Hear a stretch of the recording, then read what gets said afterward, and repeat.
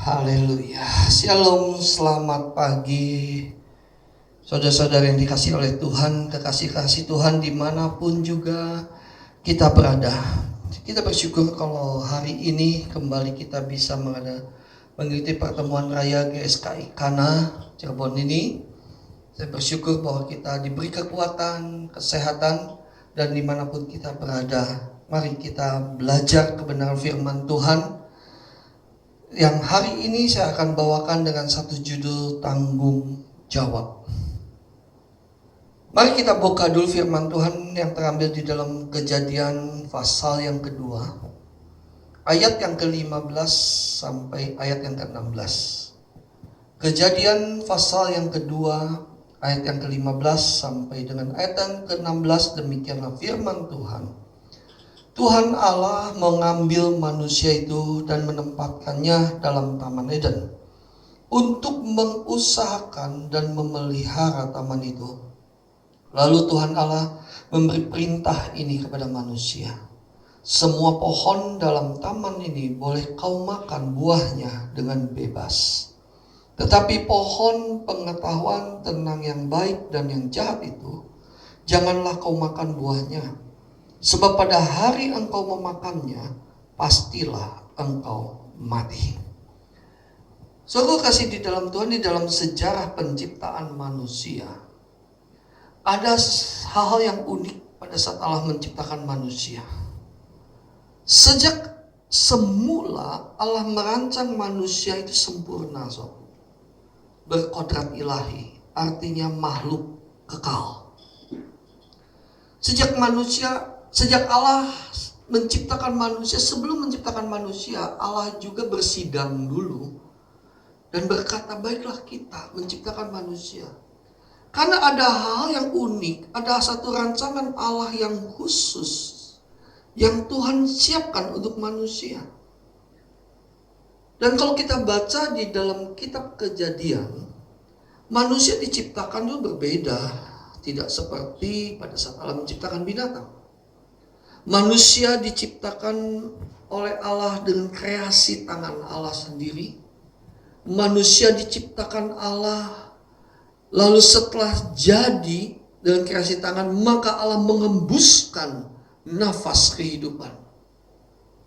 Suatu hal yang unik. Oleh sebab itu manusia itu disebut, baiklah kita menciptakan manusia serupa dengan gambar Allah. Karena Allah mengembuskan rohnya sendiri, sehingga manusia itu hidup. Nah, hal yang lebih unik lagi untuk manusia, bahwa manusia diciptakan itu bukan hanya sekedar diciptakan, tetapi diciptakan dengan ada satu tujuan. Tujuan ini unik, beda. Binatang pun diciptakan punya tujuan. Semua yang Allah ciptakan pasti punya tujuan.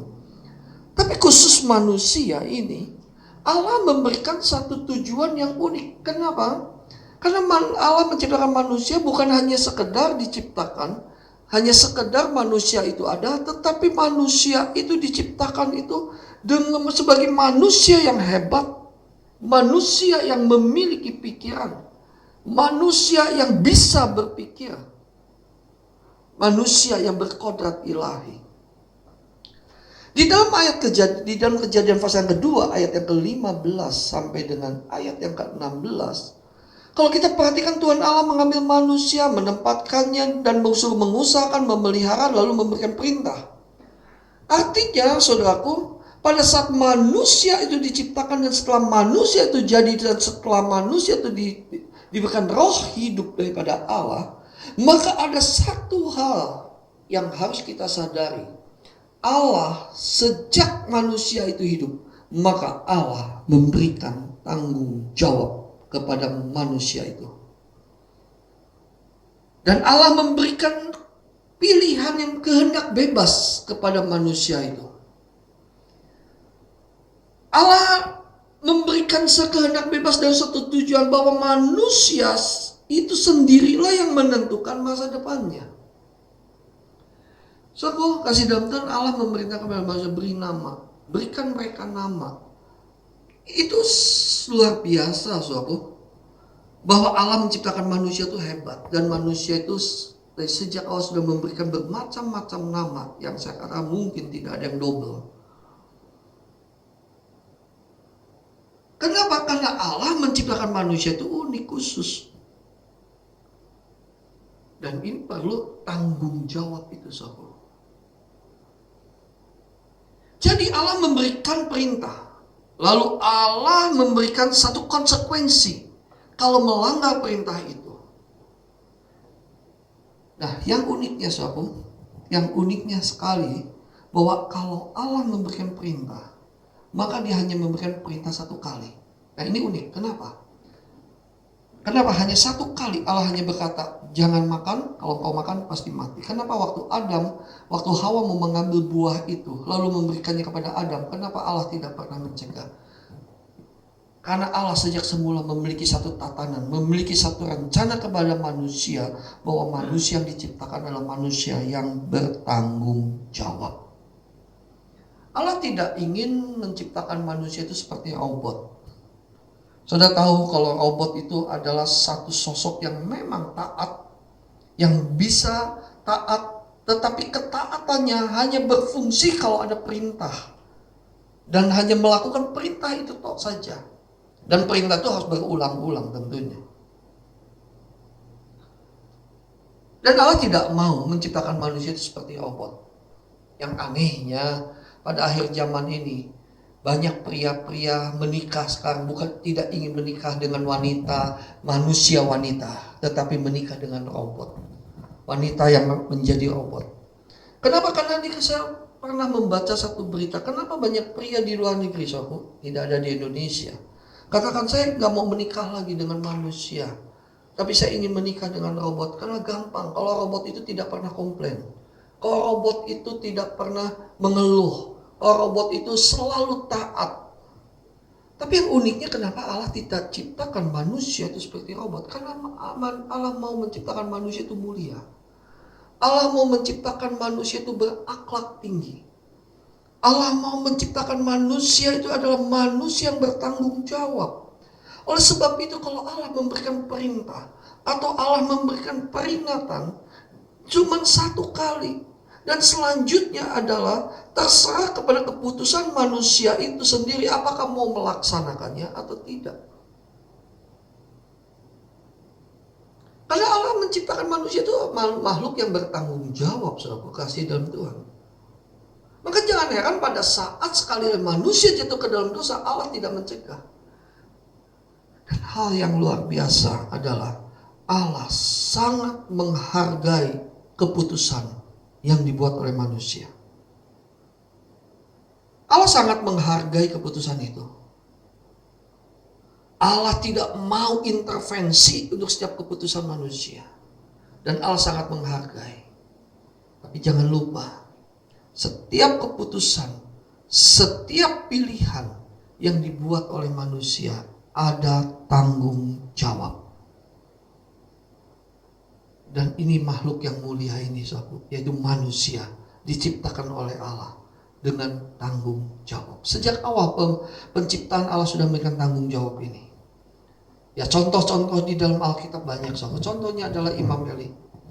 Allah pernah berbicara pada Imam Eli satu kali. Kalau sudah baca di dalam 1 Samuel satu kali mengenai anak-anaknya.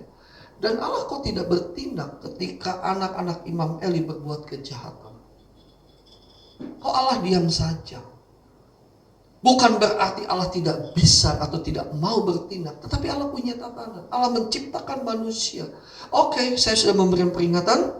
Nah, setelah peringatan ini kalau tidak indahkan ya sudah. Itu ada konsekuensi, ada tanggung jawab. Contoh lagi Raja Saul. Raja Saul katakan kau harus turut perintah, hancurkan, basmi. Termasuk Raja Agag harus dibunuh.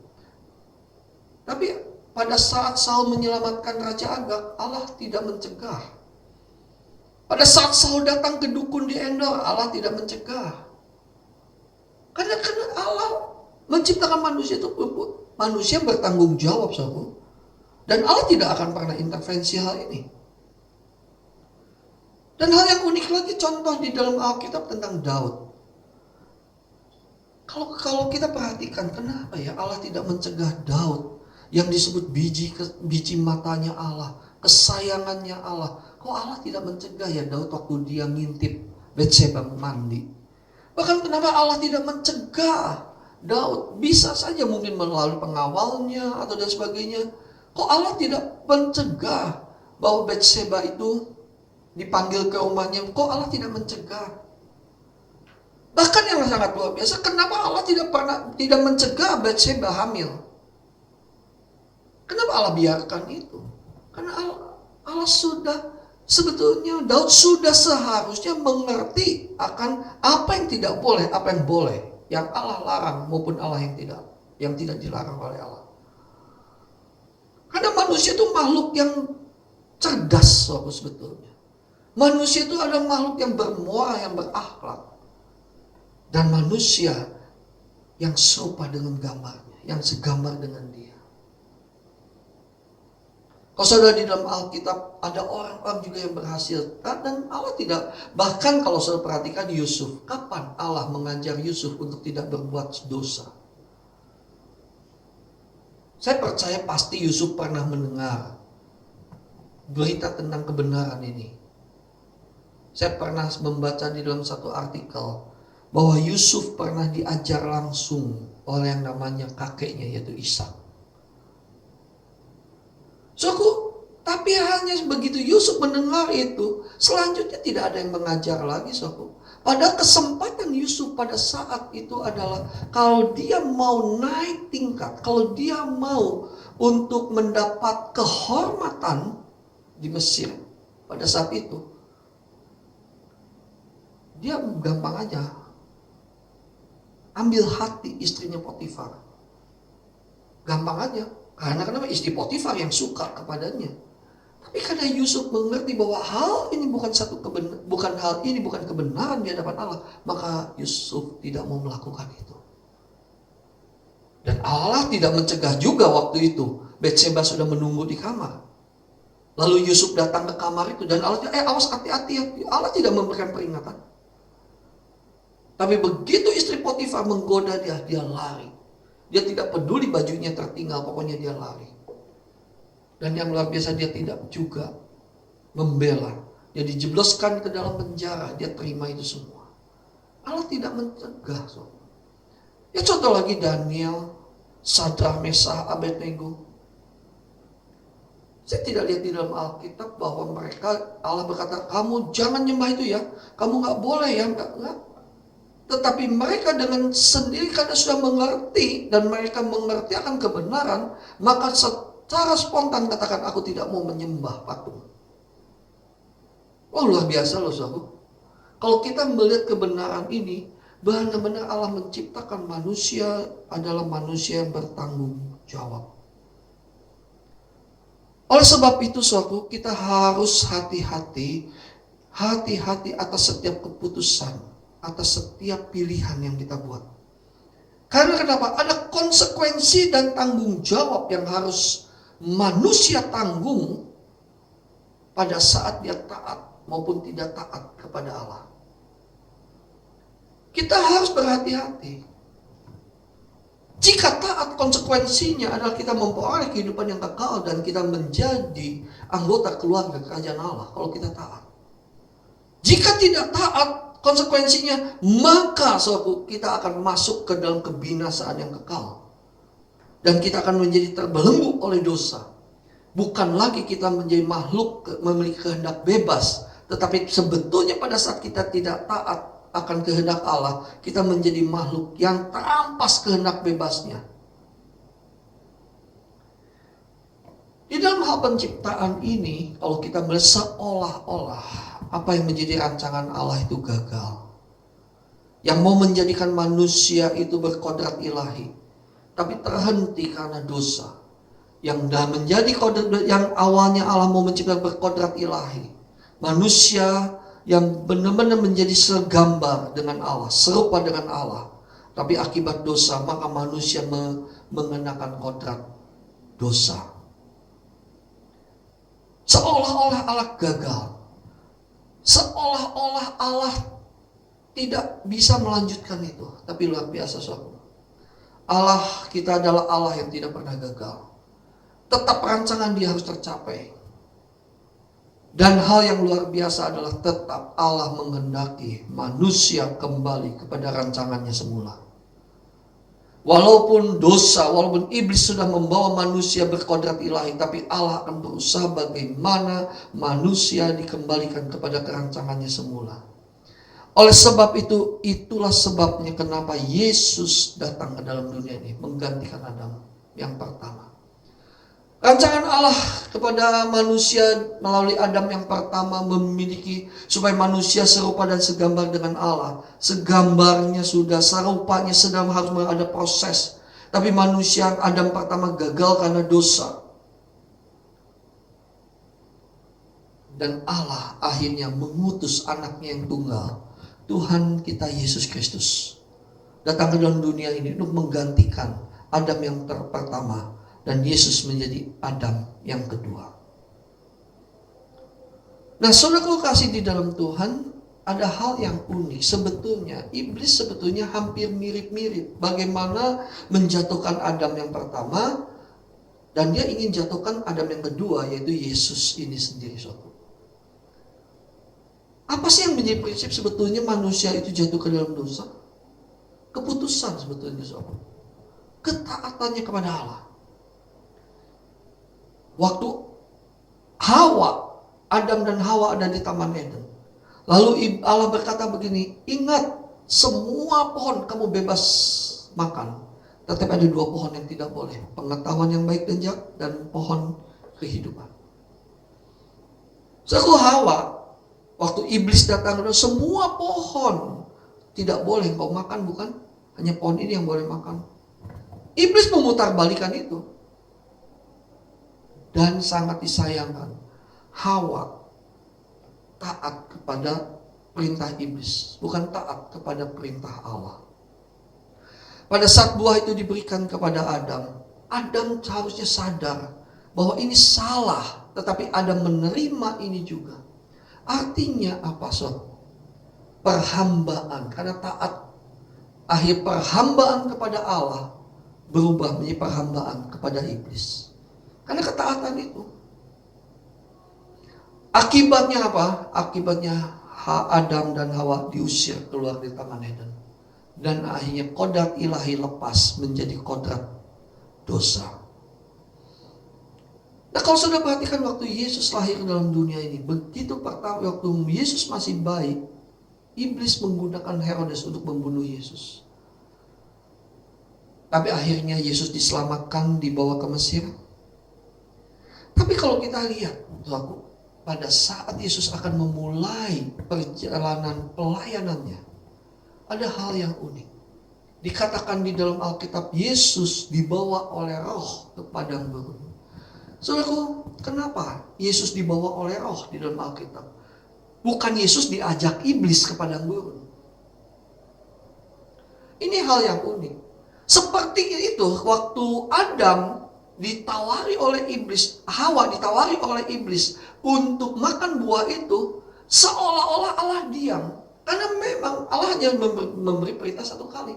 Demikian juga Yesus, kenapa Yesus dibawa oleh Roh ke padang gurun? Kalau boleh katakan sepertinya Bapa itu cari gara-gara, tapi enggak. Memang ini adalah tatanan Allah. Yang Allah lihat adalah tanggung jawab, karena Yesus datang ke dalam dunia ini ada perintah Allah. Ada visi Allah kepada umat manusia melalui Yesus. Dan di padang gurun itu dia ketemu dengan iblis, dan iblis bilang apa? Kalau kau anak Allah, ubah batu ini menjadi roti. Lalu dibawa ke bumbungan bait Allah, kau anak Allah, jatuhkan dirimu supaya malaikat menantang engkau. Yang ketiga, kalau engkau anak Allah, kau sembahlah aku. Dia tidak berani bilang aku anak Allah. Sembah aku, maka seluruh dunia aku akan berikan. Nah, saudaraku, prinsipnya apa? Di dalam pencobaan ini prinsipnya adalah ketaatan. Saudaraku, ketaatan Yesus itu diuji karena iblis tidak mau bahwa Yesus berhasil melakukan kehendak Bapa. Misi Bapa kepada Yesus, dan Yesus ambil tanggung jawab ini menyelesaikan semuanya. Puji Tuhan, Yesus tidak taat kepada iblis. Puji Tuhan, di dalam kemanusiaan Yesus, pada saat pencobaan itu datang, Yesus itu tidak taat kepada iblis. Ingat saudara, iblis kenapa berani mencobai? Karena iblis tahu Yesus itu benar-benar 100% manusia yang bisa digagalkan. Seolah-olah seperti dia pernah menjatuhkan Adam, dia akan mencoba bagaimana juga menjatuhkan Yesus. Di dalam kemanusiaan Yesus, dia menolak itu. Dia menolak itu. Kenapa? Karena kalau saudara baca, dia lawan dengan firman. Ada tertulis. Iblis pun pakai firman. Ada tertulis. Tapi Yesus bilang ada tertulis. Dan peringatan Bapa melalui firman itu, Yesus tangkap. Dan Yesus bisa jawab itu. Kenapa? Karena misi dia ke dalam dunia ini bukan karena dia ingin menjadi penguasa di dunia ini. Tapi dia ingin menjadi penguasa nanti kelak bersama dengan Bapa. Dan ingin mengembalikan manusia kepada rancangannya semula. Satu kali waktu Yesus memberikan makan 5.000 orang. Pada saat itu setelah terjadi mujizat, maka orang berbondong-bondong datang kepada Yesus ingin menjadikan dia raja. Tapi apa yang terjadi? Yesus menyingkir. Yesus tidak mau gagal dan Yesus punya tanggung jawab atas panggilan Bapa, atas pengutusan Bapa. Dia tidak mau, hanya dia menyingkir karena mereka mau menjadikan Yesus sebagai raja di muka bumi ini. Memang mungkin pada saat itu bangsa Israel memerlukan seorang tokoh pemimpin Yahudi, karena saat itu bangsa Israel sedang dijajah oleh bangsa Romawi. Tapi Yesus menyingkir karena Yesus mengerti bahwa ini bukan panggilannya, ini bukan pengutusan, tujuan Bapa mengutus ke muka bumi ini. Pada satu saat Yesus menyembuhkan yang sakit, lalu dia juga menyingkir pada saat orang berbondong-bondong. Kenapa? Karena Yesus tahu bahwa kesombongan akan menjatuhkan dia. Ini luar biasa loh saudaraku, kita belajar jejak-jejak Yesus ini. Tanggung jawab yang Yesus emban itu nggak mudah saudaraku. Bahkan di Taman Getsemani, satu kali dia berkata, Tuhan, Bapa kalau boleh lalukan cawan ini. Tapi bukan kehendakku yang jadi, tapi kehendakmu. Ya, tanggung jawab yang ditanggung, yang dipegang oleh Yesus itu luar biasa. Yang mau Yesus pikul, tanggung.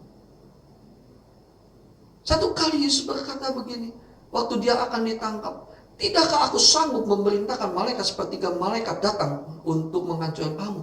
Kalau Yesus lakukan itu, dia tidak taat kepada Bapa. Dia manusia, karena dia manusia, dia harus tanggung itu. Bahkan sampai dia di kayu salib, apa yang dikatakan? Ampuni Bapa. Kenapa Yesus mengampuni ini? Minta ampun untuk mereka yang bersalah. So pada saat itu Yesus disalib 3 jam lamanya. Langit gelap, terjadi gempa bumi. Alam sepertinya tidak bisa menerima penciptanya. Itu diperlakukan oleh manusia. Dan alam siap bereaksi. Tapi apa yang dikatakan? Ampuni Bapa. Dan saat itu alam tidak jadi bereaksi. Karena dia ingin tetap bertanggung jawab dan menyelesaikan pekerjaan Bapa. Oleh sebab itu Yesus di dalam kitab Ibrani dikatakan, karena Yesus telah berhasil taat, bahkan taat sampai mati, maka Allah membangkitkan dia. Dan Allah menjadikan Yesus menjadi yang sulung di antara banyak saudara.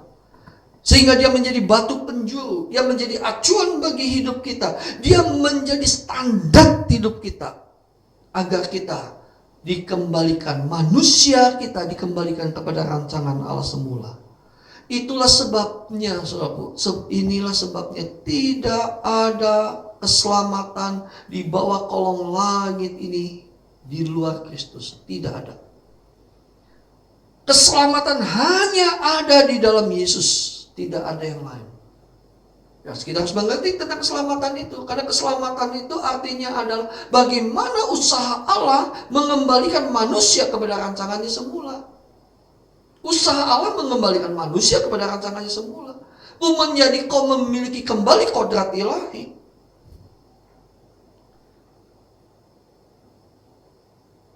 Waktu Yesus dikatakan makananku, dia berkata makananku adalah melakukan kehendak Bapa dan menyelesaikannya.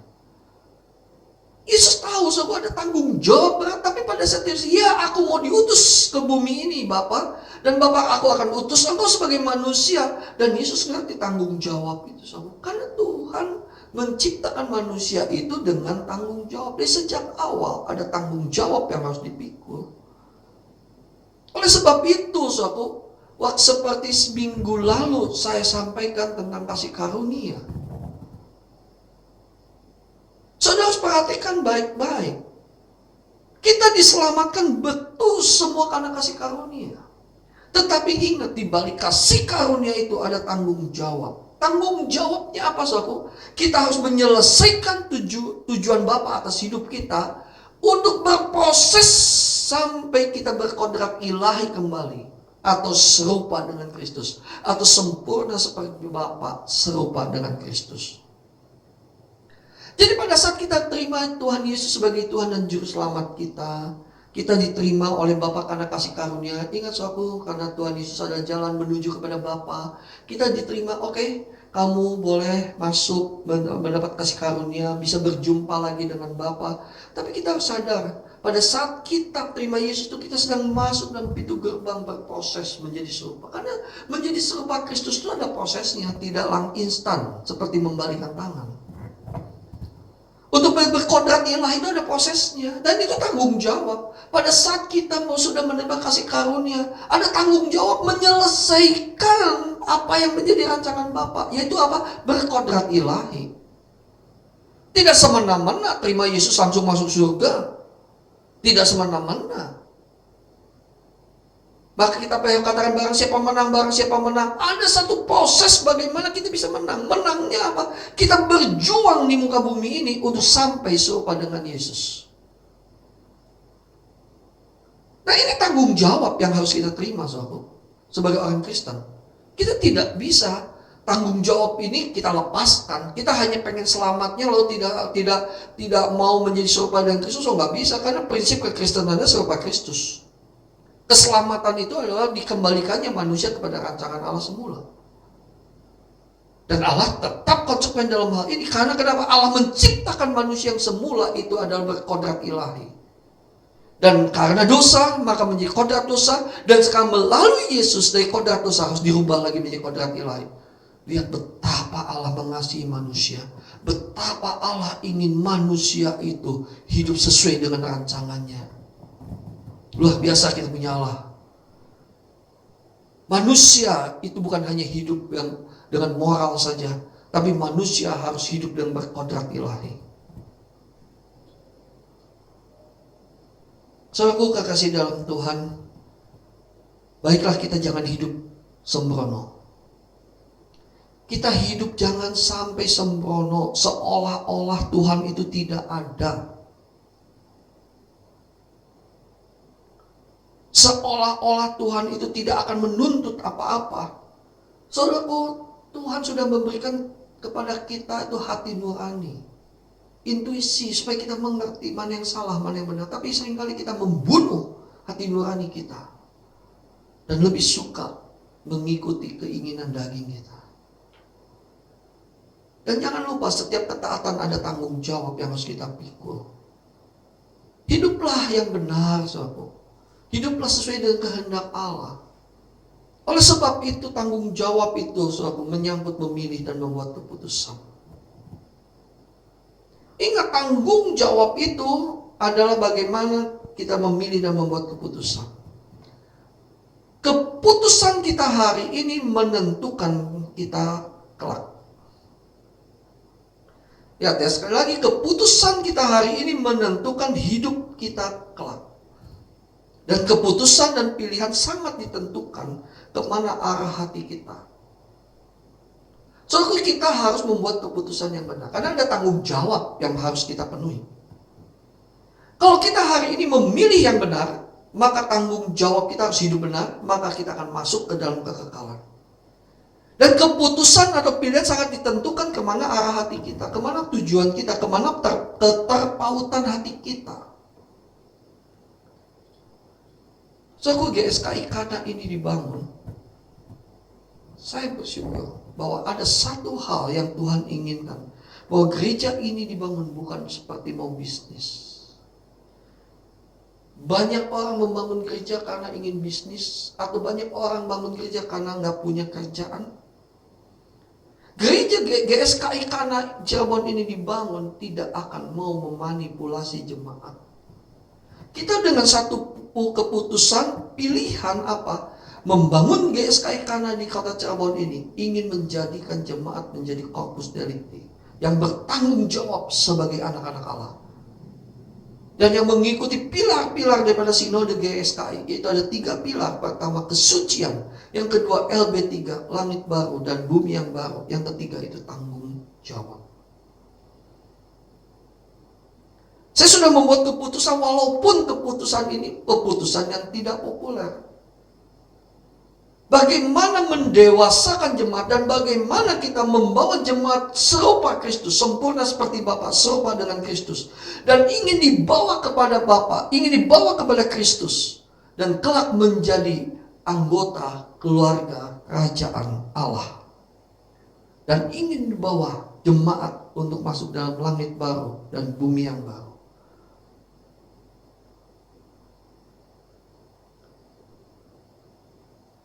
Kita bisa memilih gereja ini mau dibangun seperti apa. Kalau gereja ini dibangun salah, Tuhan tidak akan pernah melarang, tidak akan pernah ngomong apa-apa. Tapi kalau kita yang sudah tahu kebenaran, saya lebih memilih dan membuat keputusan bahwa aku mau berkenan di hadapan Allah. Aku mau berkenan di hadapan Bapa.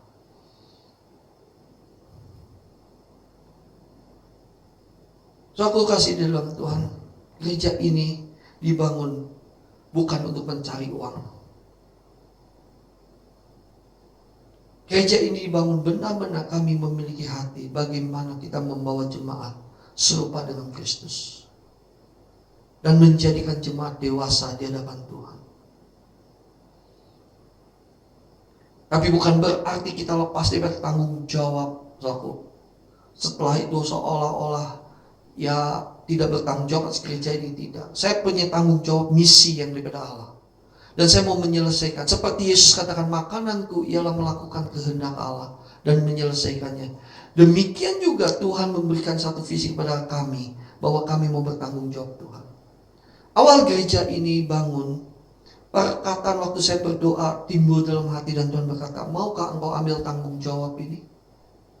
Saya waktu itu masih tidak mengerti tentang tanggung jawab.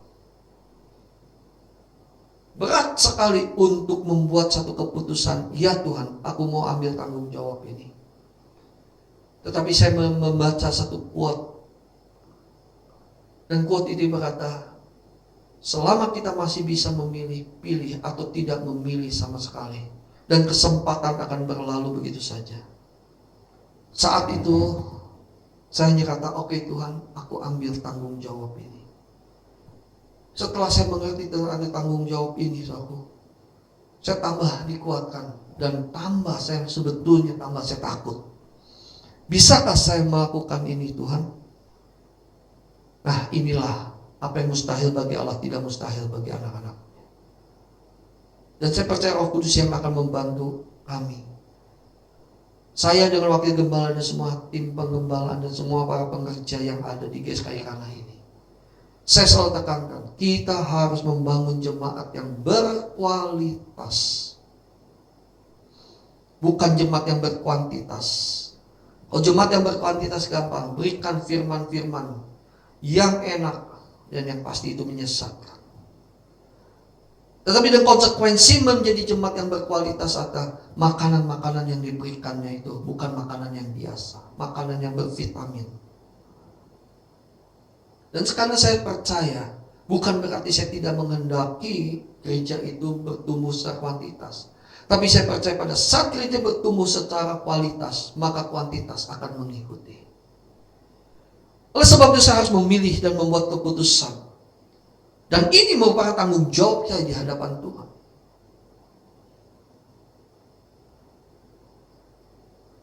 Karena kalau saya berkata bahwa saya memilih yang salah, lalu saya berkata, Tuhan ini tanggung jawab bangun gereja, lalu menyerahkan tanggung jawab itu kepada Tuhan, saya sedang memberontak kepada Tuhan. Saya bukan begini, Tuhan, gereja ini engkau yang buka suruh. Ya sudah ya Tuhan, sekarang terserah Tuhan. Wah saudaraku, itu sedang memberontak kepada Tuhan.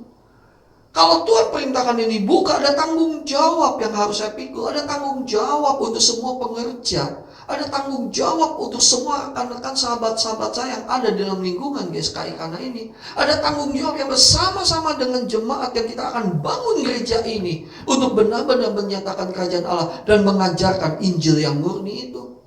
Di mana arahan daripada Bapak Rohani Ketua Sinode kami, bahwa kita harus menjadi gereja yang sungguh-sungguh berkenan di hadapan Allah, yang sudah terdaftar di dalam kerajaan Allah, dan membawa jemaat itu berkenan dan hidup kudus di hadapan Allah. Tanggung jawab, tanggung jawab kami. Oleh sebab itu kami berani mengambil keputusan ini supaya kami tanggung jawab kami di hadapan Allah itu benar. Dan kami terus akan membawa arah hati kami kepada hal yang benar. Lalu kita juga harus bertanggung jawab sebagai anak Allah. Saudara, jangan lupa, kita tuh anak Allah tuh bukan hanya status, tapi kita tuh sebagai anak Allah tuh berkeberadaan anak Allah. Saudaraku, kita tuh anak Allah tuh harus benar bertanggung jawab bagaimana sebagai anak Allah, berkeberadaan sebagai anak Allah. Apa tanggung jawab sebagai anak Allah ini, saudara? Kita tidak boleh mempermalukan Bapa, saudara. Tingkah laku kehidupan kita tuh tidak boleh mempermalukan Bapa. Kita harus menyenangkan Bapa. Beberapa minggu lalu kan saya khotbah bagaimana kita menyenangkan Bapa. Kita harus menyelesaikan apa yang menjadi tugas Bapa. Kita harus menyelesaikan apa yang menjadi target Bapa atas hidup kita. Tahukah saudara, kita sebagai anak Allah bukan hanya sekedar status. Dengan bangganya sebagai anak Allah harusnya diberkati. Sebagai anak Allah harus menjadi kepala bukan ekor. Sebagai anak Allah tetap naik bukan turun. Sebagai anak Allah harus kaya karena Yesus yang kaya jadi miskin. Kita yang miskin menjadi kaya, enak amat. Bukan itu. Tanggung jawab kita sebagai anak Allah adalah kita tidak boleh mempermalukan nama Bapa, dan tanggung jawab kita adalah sebagai anak Allah kita harus serupa dengan Yesus. Kita harus mencintai dan mengasihi Bapa dengan segenap hati, segenap jiwa, segenap akal budi, segenap kekuatan kita, dan kita juga harus mengasihi sesama kita seperti diri kita sendiri. Itu tanggung jawab sebagai anak Allah.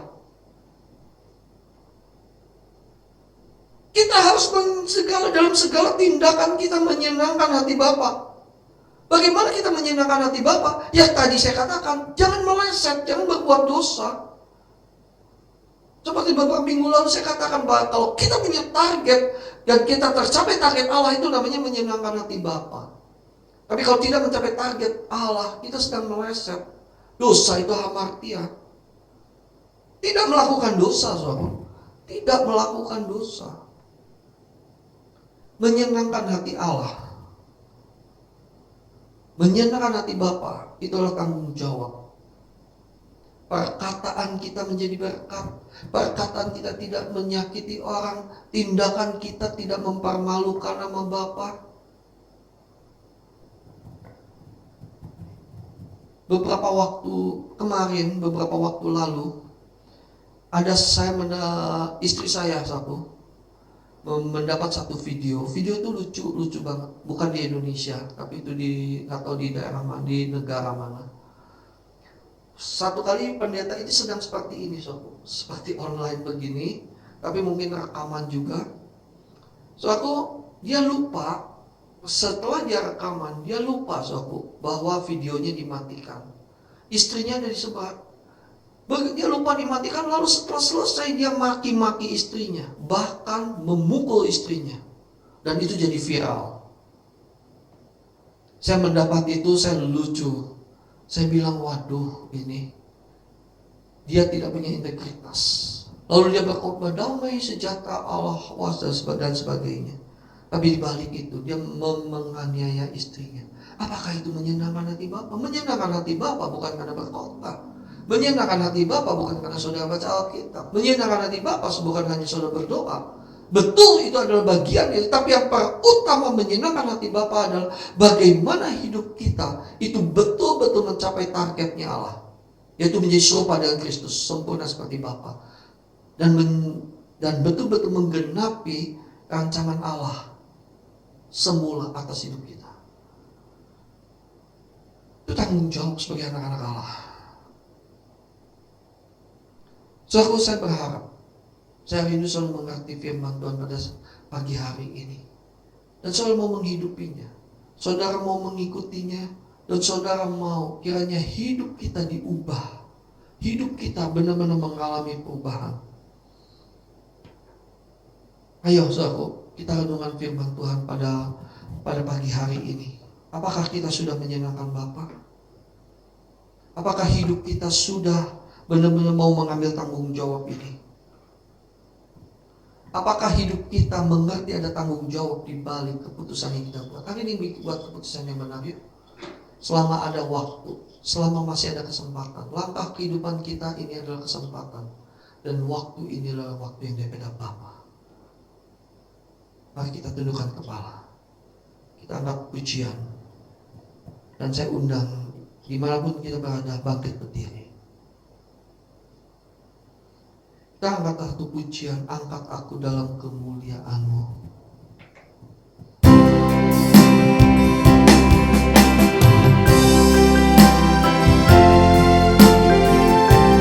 Bapa, sempurnakan firman-Mu ini, Bapa. Terima kasih untuk semuanya, Bapa. Oh, sungguh baik. Angkat aku dalam kemuliaan-Mu, terbang tinggi bagai Raja Wali, berlari tiada lesu, berjalan tiada lelah, semakin dekat lekat kepadamu. Dalam kemuliaan-Mu, terbang tinggi bagai Raja Wali. Bapa, angkat kami, berlari tiada lesu, berjalan tiada lelah, semakin dekat lekat kepadamu. Tuhanku, ku nantikan Kau, Yesus kehidupanku. Hadirat-Mu tempat perteduhan kesukaanku.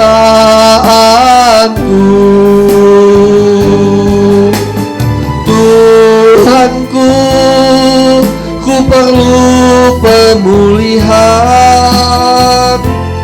oleh kuasa firman-Mu. Roh Kudus, berilah kekuatan sepanjang hariku. Sekali Tuhanku, Tuhanku, ku nantikan Kau, Yesus kehidupanku. Hadirat-Mu tempat perteduhan kesukaanku.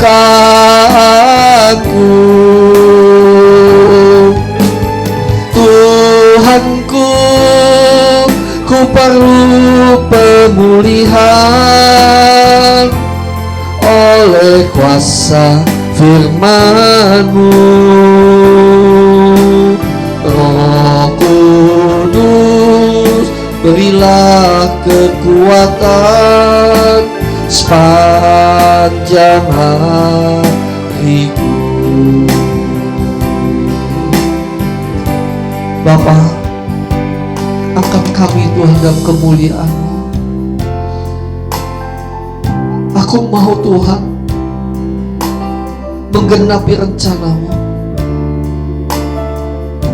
Tanggung jawab yang Bapa berikan kepadaku, tanggung jawab yang Bapa berikan kepada gereja ini, tanggung jawab yang Bapa berikan kepada kami semua, kami biarlah mengerti Tuhan, karena kami mau pikul itu. Bapa, nyatakan kehendak-Mu Tuhan, dan ini menjadi doa kami. Angkat aku. Ini menjadi doa kami Tuhan. Biarlah kami akan bersama-sama dengan Yesus memerintah, menjadi warga, menjadi anggota keluarga kerajaan-Mu. Angkat kami Tuhan, angkat kami, dan berikan kepada kami energi, kekuatan melalui Roh Kudus-Mu untuk kami bisa menyelesaikan tugas tanggung jawab yang Bapa berikan bagi kami. Terima kasih Bapa. Terima kasih Bapa. Kami mengangkat tangan kami. Kiranya damai sejahtera Allah yang melampaui segala akal, anugerah dan kasih karunia yang daripada Tuhan Yesus Kristus, penghiburan dan persekutuan yang daripada Roh Kudus menyertai kita mulai pada saat ini sampai keserupaan Kristus nyata dalam hidup kita, bahkan sampai selama-lamanya. Dan bila kerajaan-Mu datang, kehendak-Mu jadi dalam hidup kami semua seperti di surga. Haleluya. Amin. Puji Tuhan, selamat pagi saudara kasih dalam Tuhan. Sampai ketemu lagi minggu depan jam 8 pagi. Kita akan mulai start kembali firman Tuhan, ibadah pertemuan raya GSKI Kana Cirebon ini. Tuhan Yesus memberkati, tetap jaga kesehatan, dan saya percaya semua kita tetap ada di perlindungan Tuhan. Amin.